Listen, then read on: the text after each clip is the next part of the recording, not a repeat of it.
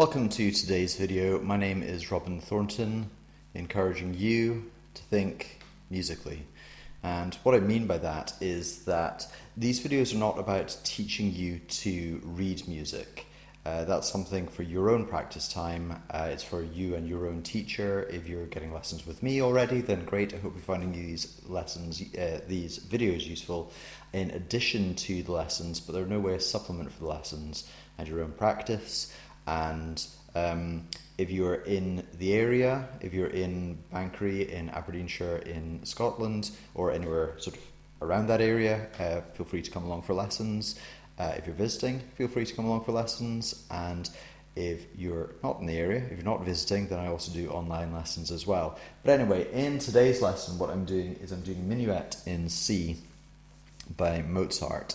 And as I said, this video is not about teaching you what it is note by note, but just running through it a couple of times so you can get a listen to how I'm interpreting it and some of the things I'm looking for. It's in 3/4 time, it's a minuet.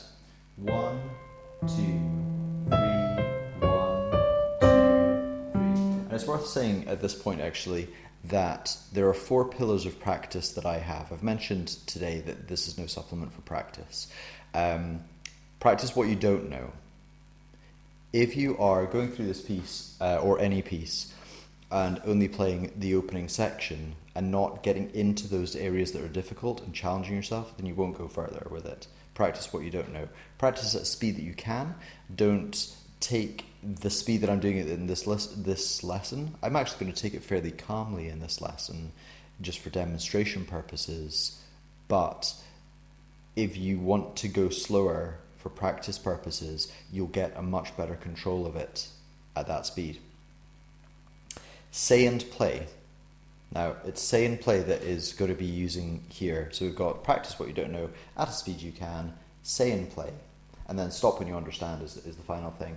And the reason I'm doing that in those orders is because it spells out the word pass, P-A-S-S, as in practice what you don't know at a speed you can, say and play, and stop when you understand. Stop when you understand.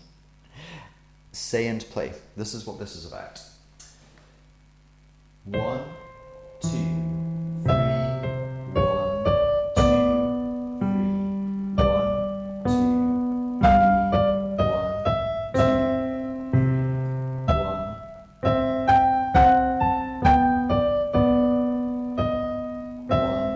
2, 3, 1. I dropped out halfway through that because I didn't want to really get in the way of the piano that you were hearing, but I do want to demonstrate to you that if you're saying the beat as you're playing the notes, then you'll get a much better understanding of the 3/4 nature here. Other than that, I think some things that I'm noticing in here is that there is an appoggiatura. If you look at the end, the cadences in both sections of the piece, then you will see something which at first glance will look like a trill, and often trills will happen at cadential points, but it's not a trill. So it's got the line going across the top of the music. The reason I'm not showing you the music here is because it's illegal to copy music, so buy your own copy of it from a reputable dealer and follow along with this video. But you will see a line going across the top of the cadential point. Cadence means to fall, the falling point at the end of section 1 and the end of section 2. So it's not a trill, which would have been, it sounds quite nice with a trill actually.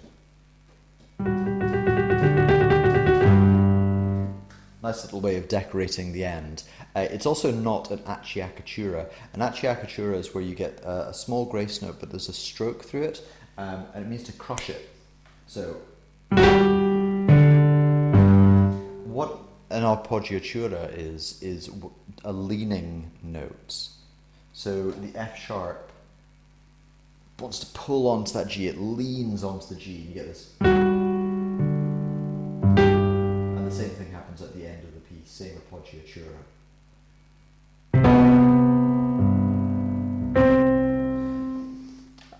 And other than going through it note by note and teaching you how to read this note and how to read that note, which is for your own practice time, the only thing that's left for this lesson is for me to play it through one more time, just so you get an idea of how I am interpreting it. So it'll give you an idea of how you might interpret it, or if you disagree with my interpretation and want to do it differently, you would need to justify that. So justify it in the comments. But anyway, here is a rendition, a playthrough of them.